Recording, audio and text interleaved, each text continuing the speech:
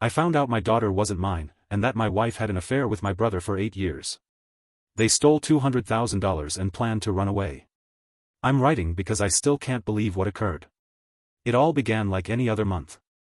My buddies, Howard, Jeremy, Kyle, David, John, and I, George, have known each other since we were children. We're all in our late 30s and early 40s now. We aim to meet up once a month at my beach property. It's nothing fancy, just a comfy 2-story home that's a little weathered. But it smells like the beach, which I adore. We have an old surfboard hanging on the wall in the living room. We were all into surfing back in the day. Anyway, we all have our belongings. Howard is Mr. Organized, and everything has to be just right. He will mend any picture frame that is even a millimeter off. Jeremy, he is the joker. His jokes can be a little bit harsh at times, but he's a wonderful guy at heart. He has a scar on his arm from a fight he got into years ago, but he never talks about it. Kyle is the quiet one. He's an architect who creates stunning buildings. According to my understanding, he had a difficult upbringing, yet he grew up to be okay. David is ex-military and doesn't say much about his time in duty, but you can tell he's seen a lot. He is constructed like a brick wall. John always seemed to have it all. He's a successful lawyer who always dresses nicely and drives a luxury automobile. You know the type. Our get-togethers are rather predictable. We have an old playlist of music from our college years that we always play. Howard is in control of the grill, it's his nice grill, and no one else is permitted to use it. He is quite picky about his grilling. We normally just hang around, eat, drink some beer, and catch up. Howard was particularly worked up this month. He takes out his phone and shows us a photo of his son, Alan. In the picture, Alan is scowling and appears to be very angry. Howard claims the school principal called him. Apparently, Alan was behaving up, being impolite, not listening to teachers, and his grades were sliding. Howard was beside himself. He continued screaming, "I don't even know who this kid is anymore." He was truly devastated and enraged. We all tried to give counsel, the normal kids go through phases type of thing. Then Jeremy, being Jeremy, cracked a joke. He glanced directly at Howard and said something like, "Maybe he's not yours, man." It was a bad joke, especially given Howard's displeasure. I believe we all squirmed slightly, but it was exacerbated by the fact that he shouted it straight to Howard. Kyle then asked, in his typical quiet tone, "Why don't you all just get a DNA test? Clear the air." He stated it nonchalantly, as if he were recommending we order pizza. Initially, we all laughed it off. It appeared silly, but the more we joked about it, the more we thought, well, why not? The next day, there we were, 6 mature men stepping into a paternity testing clinic. I had to explain to the receptionist why everyone needed tests. It was very embarrassing. I attempted to make light of it. But she just gave me a blank expression. To make matters worse, Howard's brother, Harold, and his 2 nephews were with us. The boys continued to ask questions. "Why are we here, Uncle George? What are they going to do?" It was embarrassing. And, of course, with all of our families present, it evolved into a hugely awkward scene. People were clearly staring. We all took the swabs, paid the cost, and agreed to meet at John's apartment the next week to receive the findings.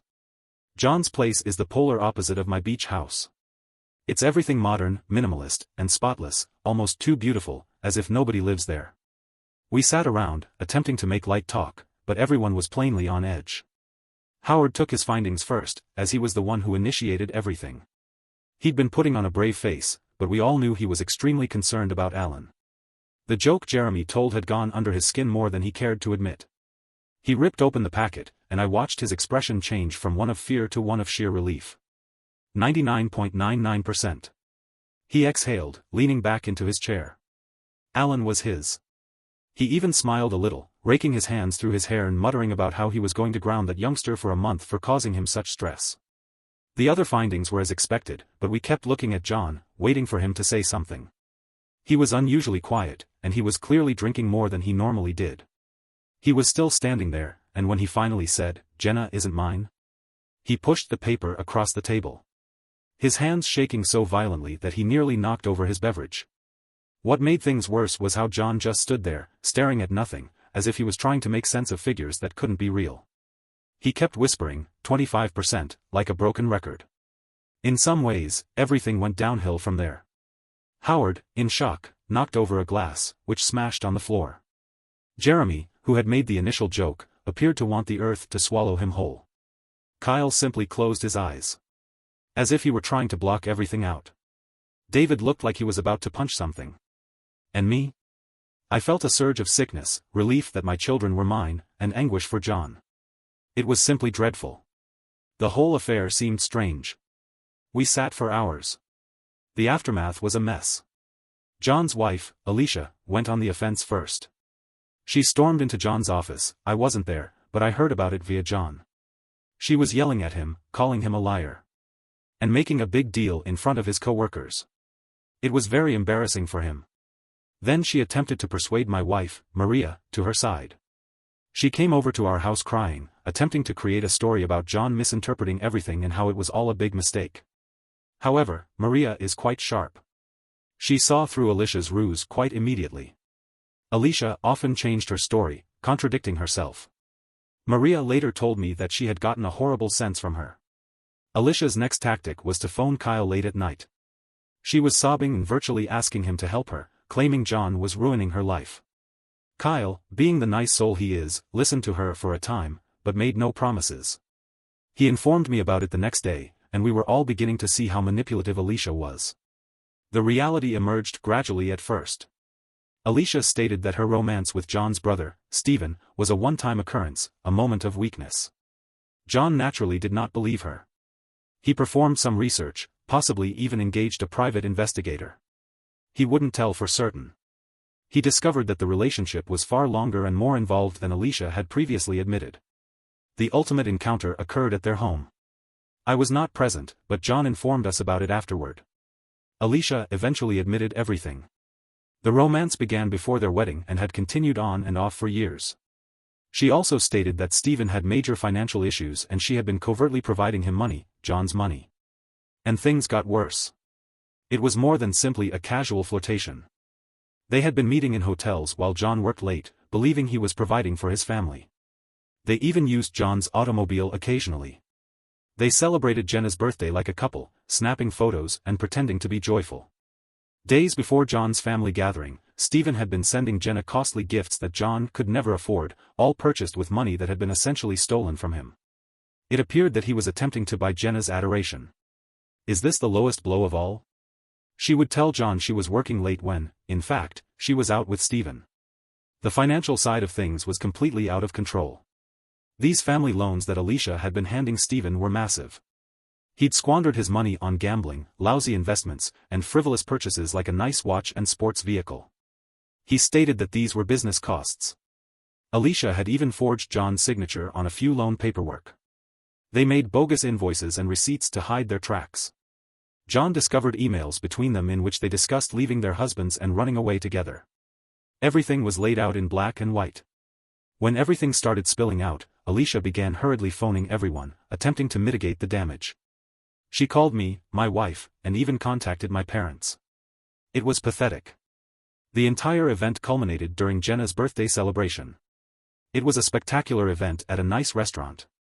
Everyone was pretending to be joyful, acting smug and touchy-feely with Alicia. It made John obviously angry. He kept clenching and unclenching his hands while standing near the exit, as if waiting for Stephen to flee. Then, during the toasts, Stephen mustered the courage to stand up and thank John for being such a wonderful brother and provider. He understood it was all a deception. He handed Jenna a very expensive gift, most likely purchased using John's money. He also began bragging to some of the other guests about his own financial triumphs, making John look awful by contrast. That was the breaking moment. John stepped up, took the DNA test results from his pocket, and displayed them for everybody to see. He stated unequivocally, 25% probability. He then proceeded to deliver this brief, furious speech, detailing everything, Alicia and Stephen's affair, the falsehoods, and the stolen money. He even showed everyone printed out images of their emails and photos from when they were planning their future together. He made certain that everyone knew about the watch, the car, the extravagant parties, and the fictitious business trip to a tropical island. John's mother-in-law gasped and fainted. His father-in-law attempted to punch John, but, fortunately, some other guests pulled him back. Stephen attempted to sneak out the back, but John's father, who, like David, is an ex-military, saw him and knocked him down. It was not pretty. Some individuals attempted to assist, while others simply stood there, mouths agape, watching the entire incident happen. The police were summoned, but they did not take any action. They said it was a domestic disagreement. I later learned that someone had recorded the entire thing on their phone and posted it online. It was not any of us. The consequences were quick and terrible. John's dad was outraged. He refused to speak with Stephen and proceeded to Stephen's flat, where his wife also lived. He grabbed all of Stephen's stuff and put them outside the apartment owned by Stephen and John's father. He subsequently wrote a note to the entire family, stating that he no longer regarded Stephen his son. He did, however, talk with John. He informed him he was disappointed with how things turned out, but he still loved him. Stephen's wife, Kelly, had a different narrative. She did more than just yell, she took action. She promptly filed for divorce and locked all of their joint accounts, barring Stephen from receiving any additional funds. She retained a lawyer and did not stop there. She went to John's house, confronted Alicia, yelled at her, and even smacked her in the face while pulling large chunks of her hair off. I do not condone violence, but I cannot say I blamed her. Kelly eventually began treatment to try to overcome the trauma. John, on the other hand, withdrew. He went to one of his beach houses, not mine, but it wasn't as comfortable for him as it had been previously. It seemed like a prison. He would not answer the phone. He would not see anyone. He ordered meals online and stared at the ocean for hours. He later informed me that he had dreams about the DNA test and the overall affair. He really considered selling the property and committing suicide somewhere in a distant wilderness. But he couldn't bring himself to do so, too many memories. He began drinking extensively to numb the ache. He stopped shaving and changing his clothes. He simply gave up. Meanwhile, Alicia and Stephen were residing at John's house. Apparently, Stephen moved in after getting booted out of his residence. They acted as if nothing had happened. They were seen going on shopping sprees, purchasing pricey clothing and accessories. They were even plotting their escape, working out how to get away from the disaster they had created. It was horrible. They ordered pricey takeout every night while John struggled to pay his debts. They had noisy parties, which bothered the neighbors. Alicia even began remodeling Jenna's room despite knowing she might have to leave at any time. And Stephen, the jackass, began parking his automobiles in John's driveway. John started experiencing panic attacks. Just seeing Alicia and Stephen together triggered them. He stopped caring for himself. He wasn't showering or eating properly. One day, he accidentally smashed a framed photo of Jenna. He wounded his palm badly on the broken glass, but he didn't appear to notice. That's when we, his pals, realized we needed to act. We held a meeting at my residence. Howard brought all of the bank statements and, with John's assistance, the fake documents. He didn't simply show us the documents, he hurled them on the table, scattering them around. He was furious. Jeremy claimed he wanted to bash Stephen up. David, given his military background, even joked about making them disappear. I believe he was joking, anyway. Kyle, who is usually so cool and controlled, was visibly angry. We spent hours discussing, fighting, and attempting to figure out what to do. We argued the legality and morality of it all. Howard completed some research, including landlord-tenant legislation and eviction procedures. He came up with an idea. Jeremy would be the muscle, so to speak. David devised a backup plan in case something went wrong. We even developed a code word, pineapple, to indicate that the job had been completed. I was just sitting there, Pikachu-faced, listening to everything. The next step was to get John out of the way and avoid unintentionally turning up until we finished what we were going to do. We didn't simply invite him over for a cookout since it would have been too suspicious. Kyle feigned to seek John's legal counsel on a serious property matter. Given John's occupation, it was a valid reason. We kept John engaged with food and alcohol while also keeping the conversation going, distracting him from what was truly going on.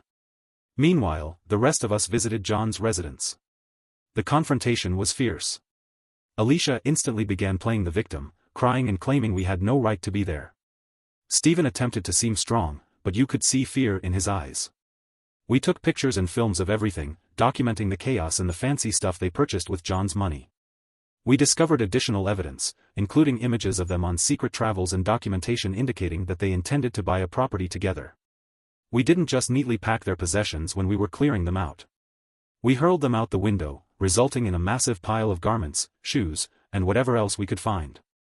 Jeremy was raving at Stephen, calling him every term in the book and threatening him if he ever approached John or Jenna again. I discovered a stockpile of valuable items that Alicia had been hiding. I flung it at her feet, saying, "Here's your blood money." Alicia began weeping hysterically, yelling, and threatening to call the police. Jeremy stepped in and gently explained her that the house was exclusively in John's name, that they had signed a prenuptial agreement before getting married, and that she had no legal right to be there. Howard finally got in Stephen's face, forcing him up against the garage door and calling him a lowlife. Kyle and John waited at my beach house. I sent him the word pineapple. Finally, he informed John that it was time to return him to his true home. Kyle described John as a jumble of emotions, including rage, relief, anxiety, and remorse. He was driving wildly, speeding, slowing, and then speeding up again. He continued to murmur to himself, revisiting the last 8 years of his life in his thoughts, attempting to make sense of it all. He was scared of what this could do to Jenna. When they arrived at the house, it was quite the sight. Alicia and Stephen's belongings, including clothing, furniture, and golf equipment, were strewn around the front lawn. The neighbors were outside, watching the entire event. It felt like a yard sale from hell. Red-faced and enraged, yelling at John. She was blaming him for everything, claiming he was wrecking her life and was a horrible guy. Stephen stood behind her, gazing down at the ground, as if humiliated. He didn't say anything. John did not even recognize them. He strolled right by them, as if they were invisible. He went into the home.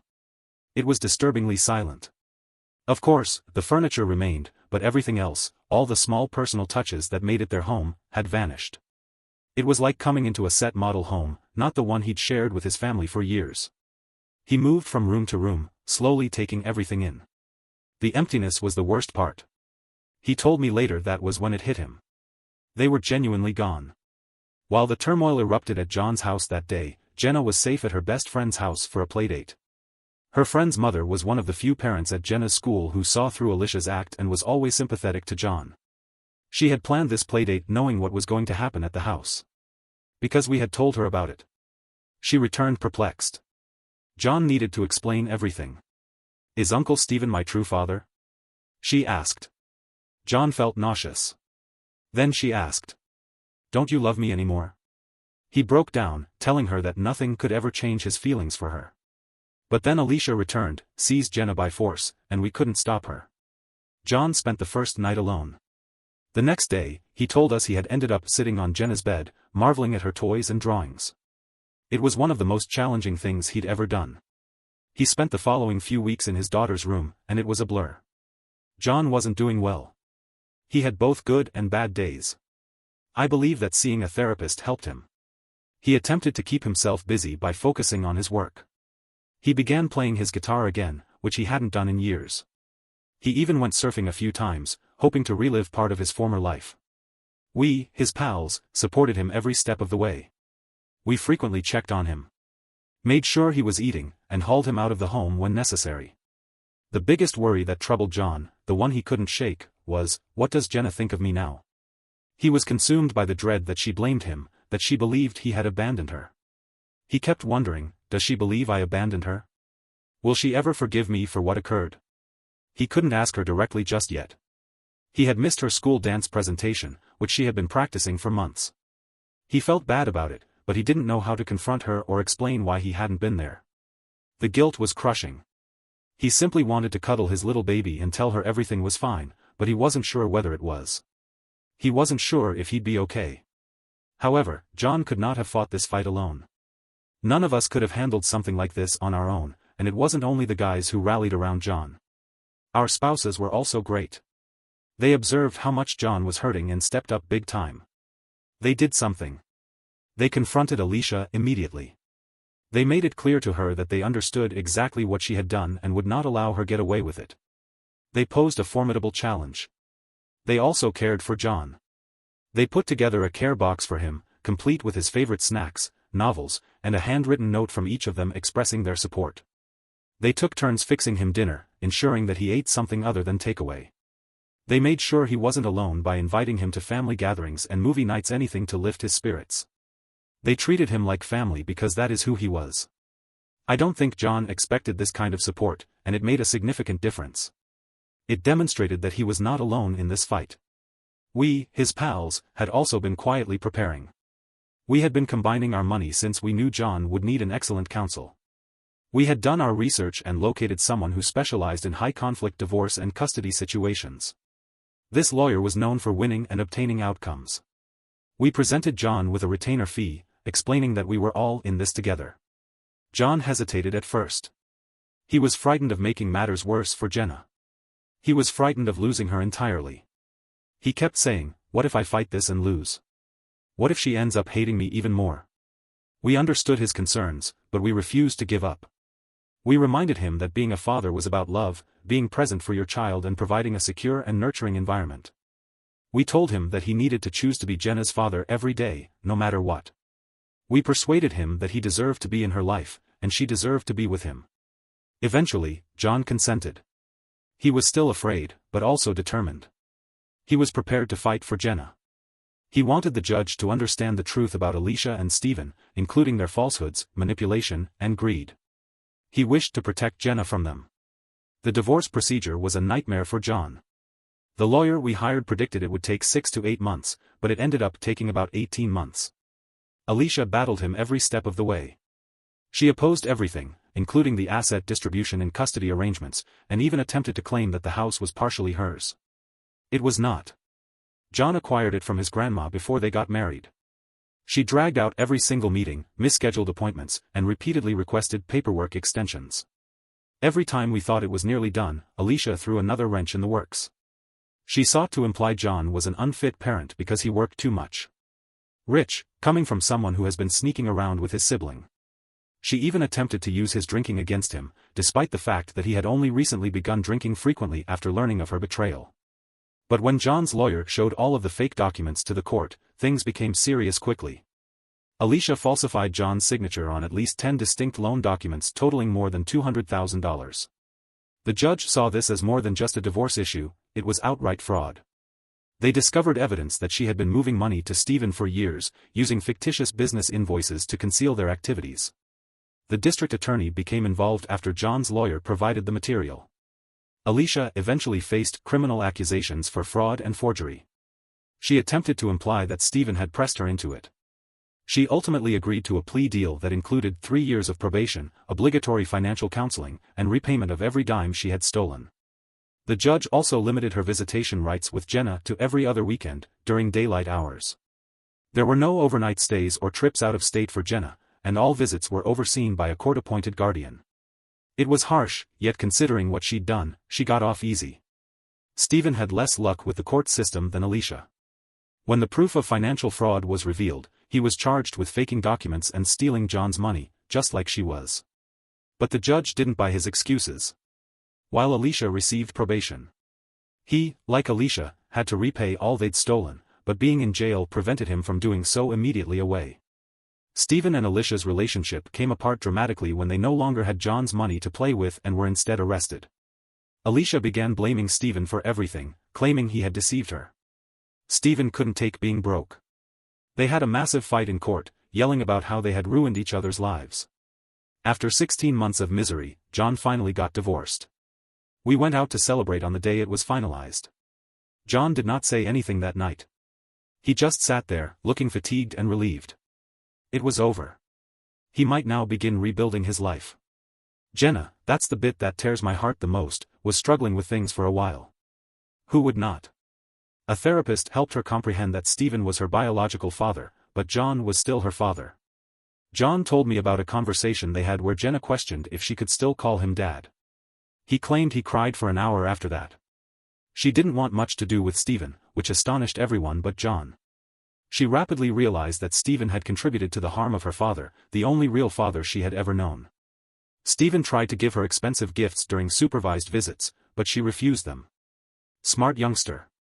She told the court-appointed supervisor that she did not want to spend any time with Stephen at all. Life gradually returned to a new normal. We had one more picnic at my beach property, which served as a sort of celebration. John thanked us for all we had done. He made a self-deprecating joke, indicating that he was finally recuperating. He was playing with the youngsters, throwing them in the air and making them giggle. It was evident how much he enjoyed being a father. He looked at us and said, "You guys are my family," and he meant it. We were more than just friends. We were brothers. Pulled together by this strange, incredible event. If there is a moral to the story, it is that good friends will be there for you no matter what happens. Even if your life collapses, they will be there to assist you pick up the pieces. Thank you for watching. For more videos like this, remember to like and subscribe.